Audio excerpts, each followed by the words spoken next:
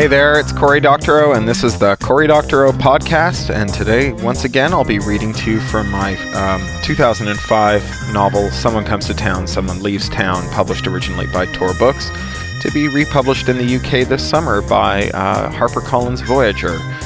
And also, they'll be distributing to Australia and other Commonwealth countries. So I'm recording this on Friday, although you'll be hearing it on Monday, and that's because I am headed to Norway on Monday for the Norwegian launch of Little Brother. I won't try and pronounce Little Brother in Norwegian. It's I'll take their word for it that they've correctly translated it. And so I'll be in Norway for a couple of days next week, and then off to Ottawa to give a lecture at the Fulbright Center there, and also at the University of Ottawa Law School. And see some friends, and then get back on a plane and come home in time to tuck the baby in, I hope. I've been working on a new short story, Epoch. This is the short story Mark Shuttleworth commissioned for my forthcoming collection. And it's going very well indeed. I'm actually really happy with how it's going. It's fun to write it. And For the Win, the novel I put in the can almost 2 weeks ago now. Several readers now have gotten back to me, and all the responses have been very favorable. Likewise with Makers, the book that's coming out in just a few weeks. We started to get the early reviews, and Publishers Weekly gave it a starred review and called it brilliant and tour de force and so on. So, boy, that's really, really nice to hear. It's actually been a pretty productive week overall. I wrote a column for Publishers Weekly. I wrote a column for The Guardian. I wrote a submission for the Canadian Copyright Office and pitched a new nonfiction book, worked on Epoch and so on. And now I'm actually starting work on the website on which I'll be giving away Makers. So it's all coming together very excitingly. If you happen to be in London, a date that you can put in your calendar is October the 29th, when I'll be launching Makers at the Forbidden Planet bookstore in the center of town here in London. So that's all the news that's fit to print. Here we go with the probably the second to last installment of the reading of Someone Comes to Town, Someone Leaves Town. It's going to happen. We're going to cover the whole market, Kurt said. He had the latest coverage map out, and it looked like he was right. Look at this. The overlapping rings of Wi-Fi false-colored over the map were nearly total. Are those our own nodes, or just friendlies? Alan asked, all his confusion and worry forgotten at the sight of the map. Those are our own, Kurt said. Not so many friendlies. He tapped a key and showed a map of the city with a pitiful sprinkling of fellow travelers who'd opened up their networks and renamed them Parasite Net. You'll have more, Buddy said. Kurt looked a question at Alan. It's my brother Brent, he said. Meet Kurt. They shook. Your brother? Adam nodded. Not one of the missing ones. He shook his head. A different one. It's nice to meet you. Kurt wiped off his palms. Adam looked around the little private nest at the back of the shop, at the small meshed-in window on the back wall. Danny watched at that window sometimes. I'm going to send a screen grab of this to Lyman. He'll bust a nut. It made Anton smile. Lyman and Kurt were the unlikeliest of pals, but pals they were. You do that. Why aren't you wearing shoes? Anton smiled shyly. No volunteers today? Kurt shrugged, a jingle of chains. Nope, slow day. Some days just are. Was thinking of seeing a movie or something. Want to come? I can't, Anton said. Sure, Brett said, oblivious to the fact that the invitation hadn't really been directed at him. I'd like that. Okay, Kurt said. Great. Give me an hour or so and meet me out front. It's a date. He was half a block from home when he spotted Natalie sitting on her porch, staring at the park. Kurt and Link were gone. The patio at the Greeks was full. He was stood in his bare feet in the middle of Kensington Market on a busy shopping day, and he had absolutely nowhere to go. Nowhere he belonged. He realized that Natalie had never put him in touch with her boss at Martian Signal. Barefoot, there wasn't much of anywhere he could go. But he didn't want to be home with Mimi, and he didn't want to walk past Natalie.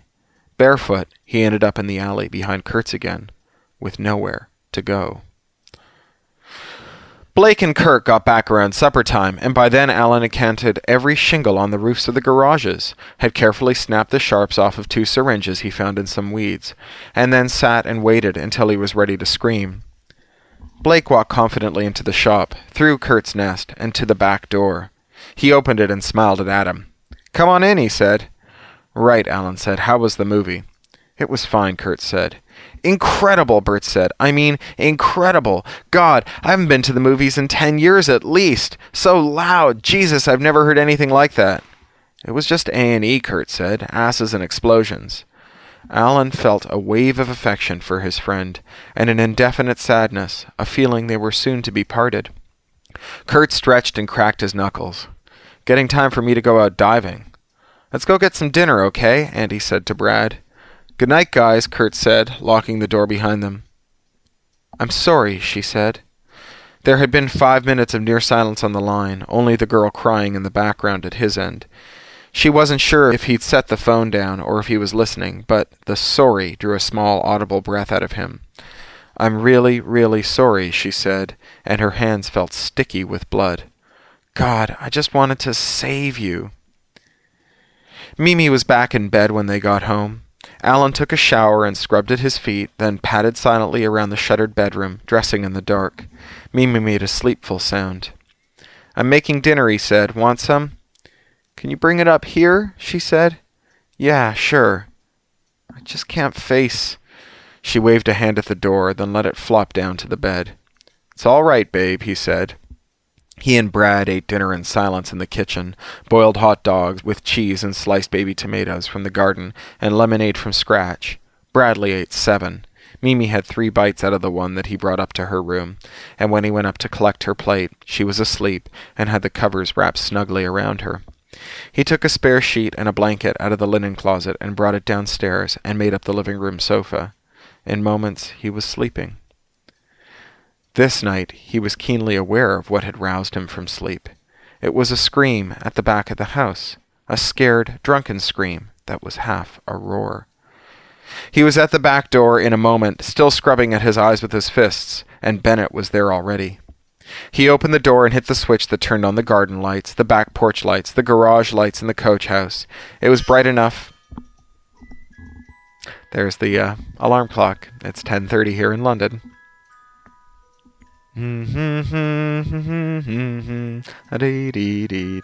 Oh, I love my cuckoo clock.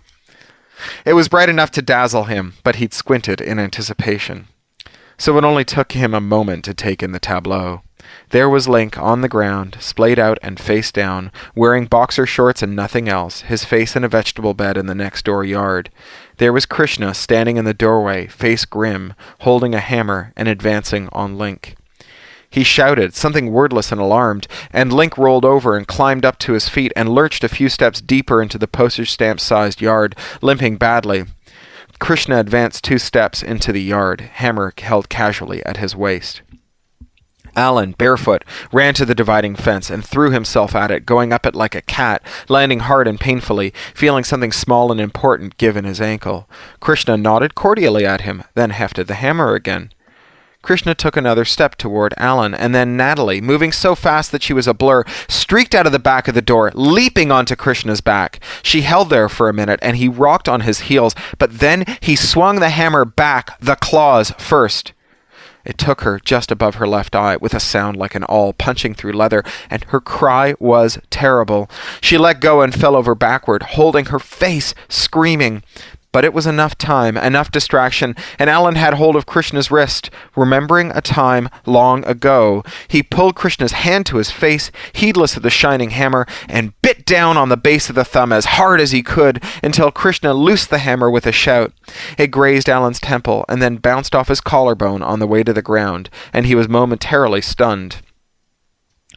And here was Link, gasping with each step, left leg useless, but hauling himself forward anyway, big, brawny arms reaching for Krishna, pasting a hard punch on his cheek and then taking hold of his throat and bearing him down to the ground. Alan looked around. Benny was still on his side of the fence. Mimi's face poked out from around the door. The sound of another hard punch made him look around as Link shook the ache out of his knuckles and made to lay another on Krishna's face. He had his forearm across his throat, and Krishna gasped for breath. "Don't," Adam said. Link looked at him, lips stuck out in belligerence. "Stop me," he said. "Try it. Fucker took a hammer to my knee." Natalie went to him, her hand over her face. "Don't do it," she said. She put a hand on his shoulder. "We'll call the cops." Krishna made a choking sound.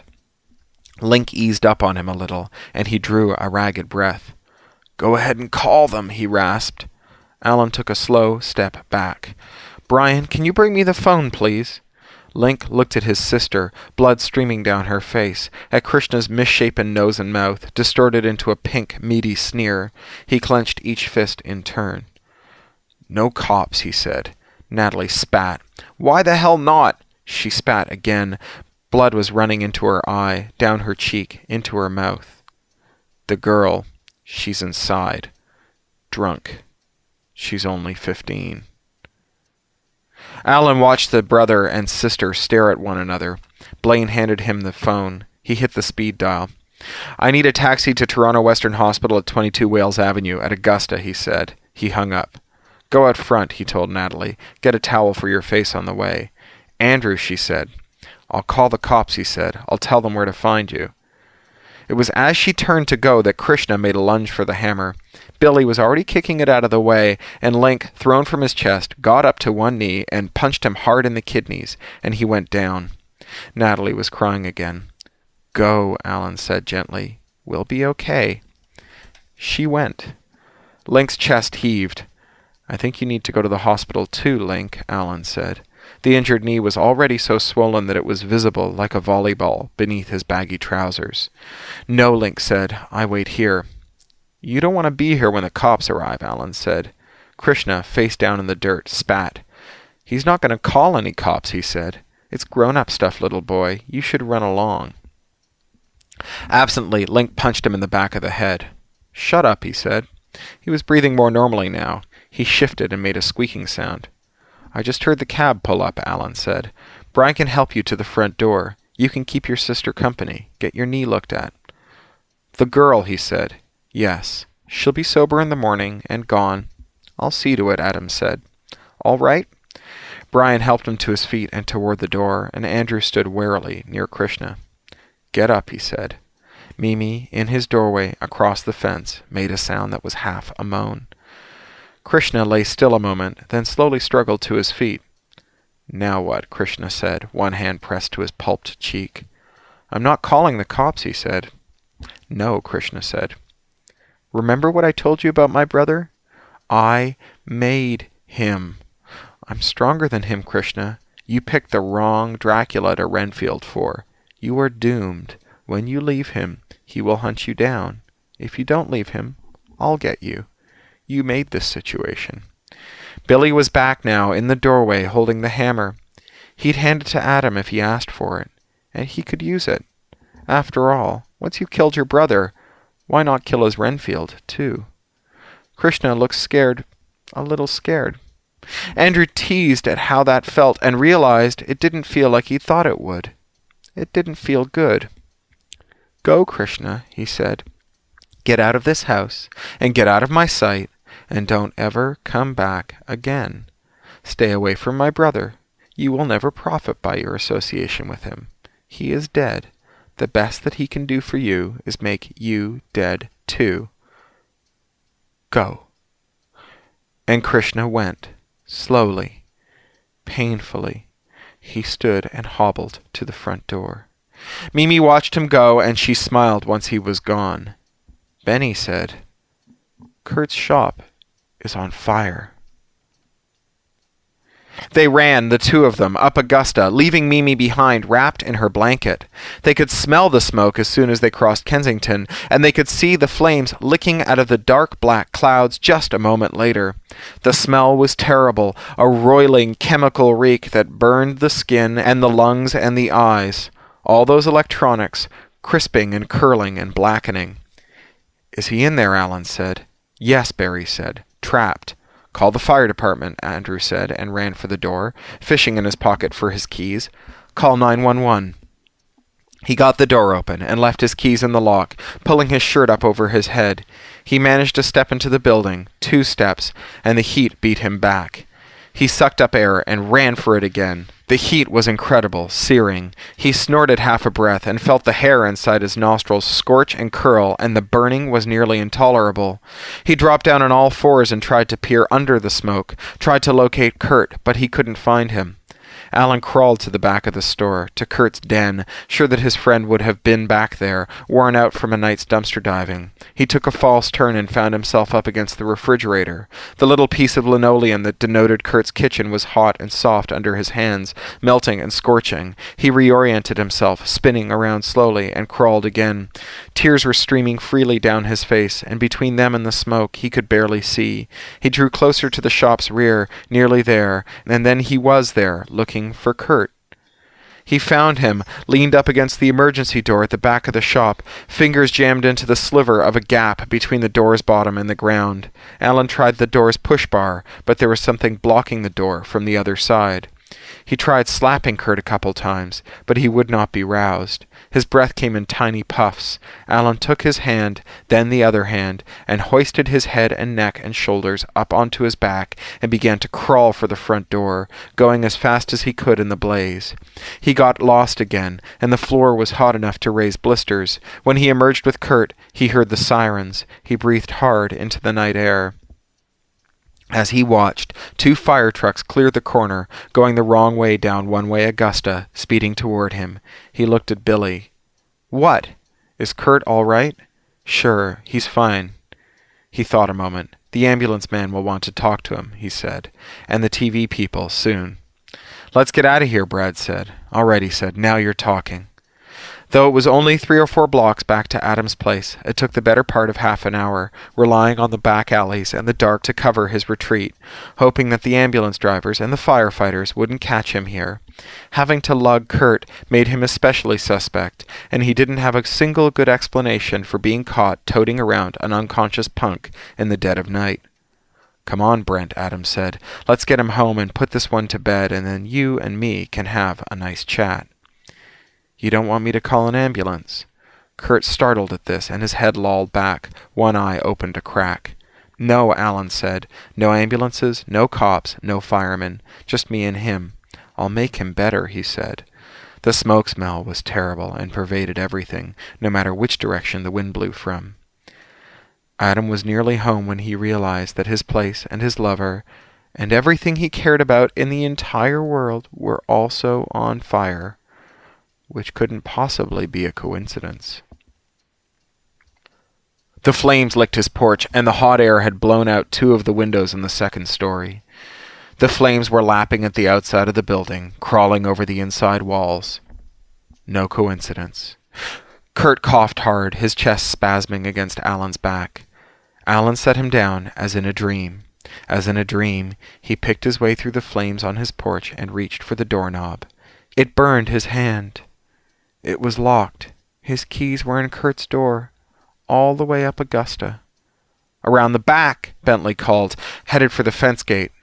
Alan vaulted the porch rail, crashing through the wild grasses and ornamental scrub. "Come on," Bentley said. His hand throbbed with the burn.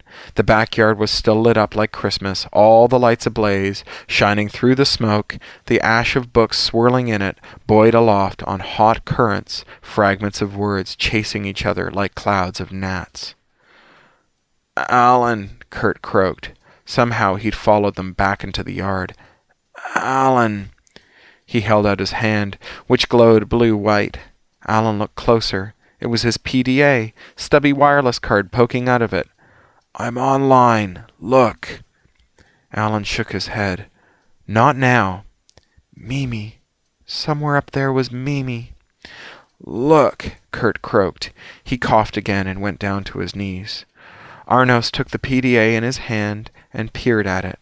It was a familiar app, the traffic analysis app, the thing that monitored packet loss between the nodes. Lyman and Kurt had long since superimposed the logical network map over a physical map of the market, using false color overlays to show the degree to which the access points were well connected and firing on all cylinders.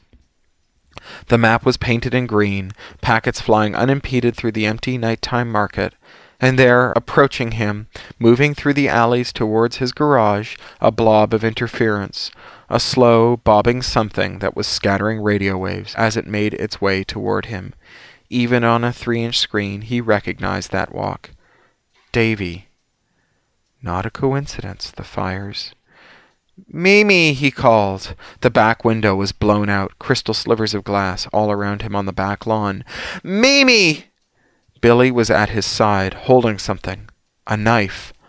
The knife. Serrated edge, sharp, cracked handle wound with knotted twine, but as he reached for it, it wasn't cracked. It was the under-the-pillow knife, the wings knife, Krishna's knife.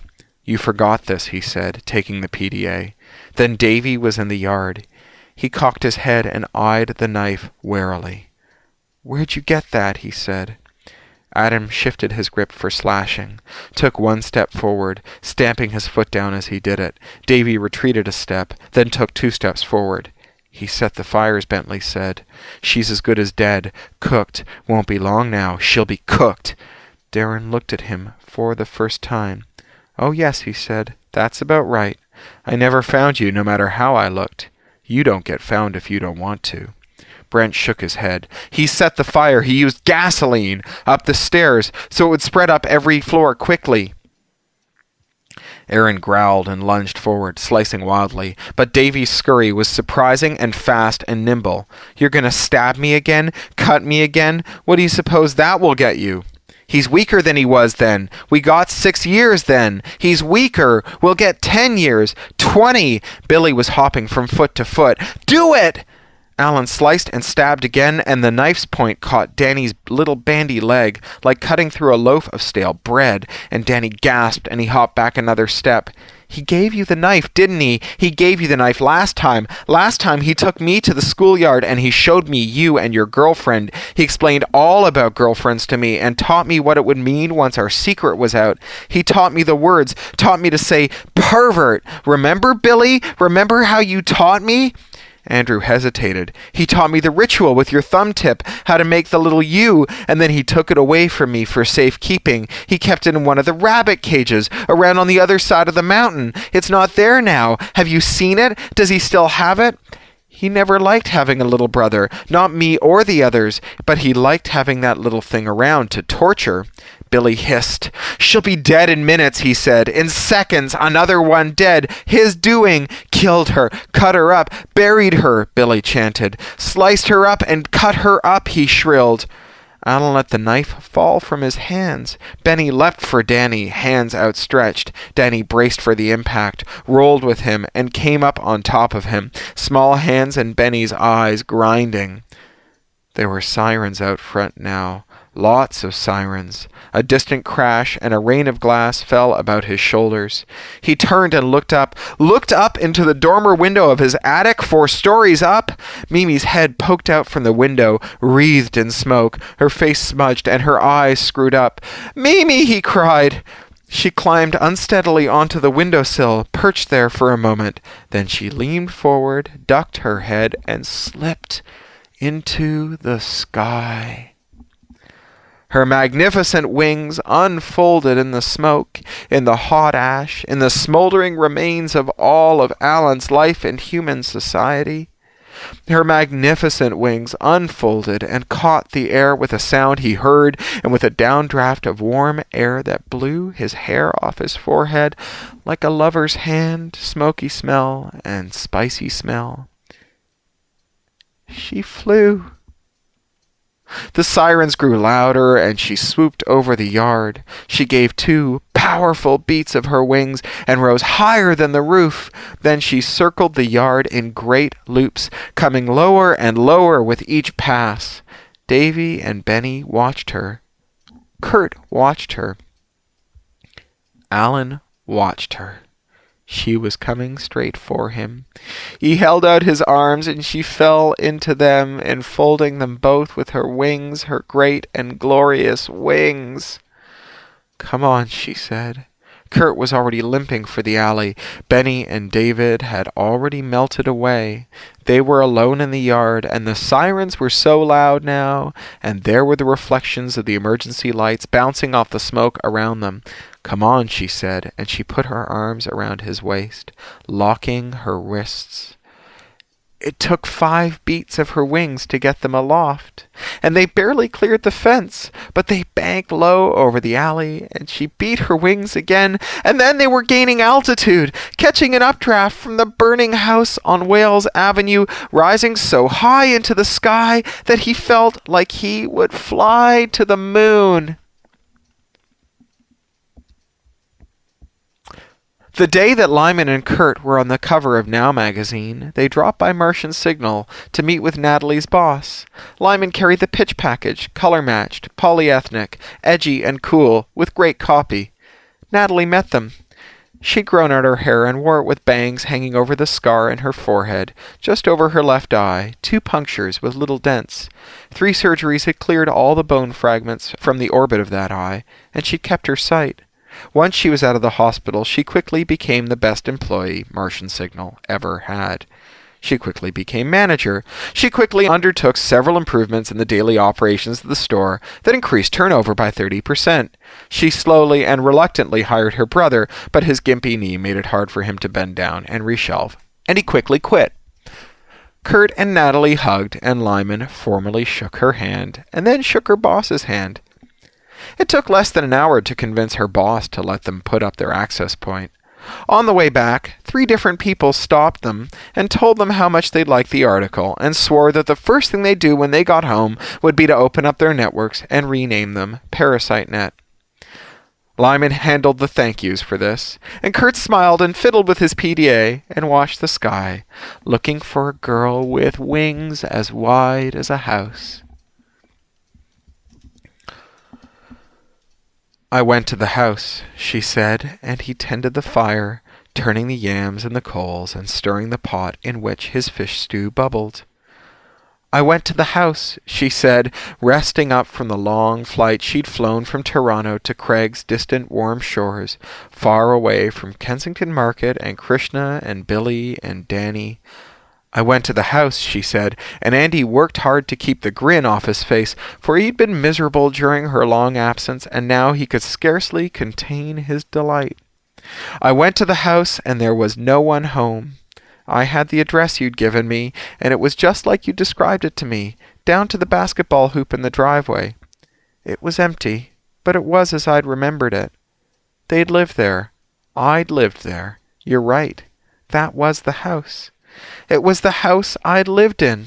I rang the doorbell, then I peeked in through a crack in the blinds. The rooms were empty. No furniture, just blinds.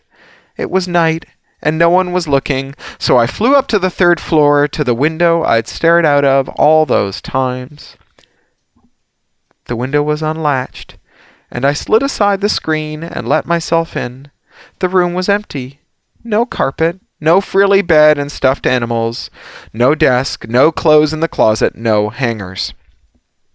The only thing in the room was a small box plugged into the wall with a network cable snaking away into the phone jack. It had small lights on it, blinking. It was like the one you had in your attic, a wireless access point. I remembered their names then, Oliver and Patricia. They'd been my mother and father for a few years, set me up with my first apartment. This had been their house. I slept there, then, come nightfall, I set it again to come home to you. Something woke Andy from his sound sleep, nestled in her wings, in her arms, a tread on Craig's inviolable soil, someone afoot on his brother. Slowly he got himself loose of Mimi and sat up and looked around. The golem standing before him was small, and its eyes glowed red.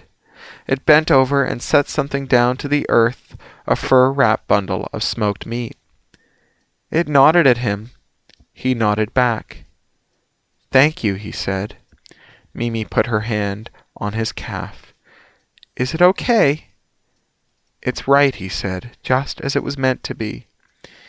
He returned to her arms, and they kissed. "No falling in love," she said. "Perish the thought," he said. She bit his lip, and he bit hers, and they kissed again. And then he was asleep and at peace. The end.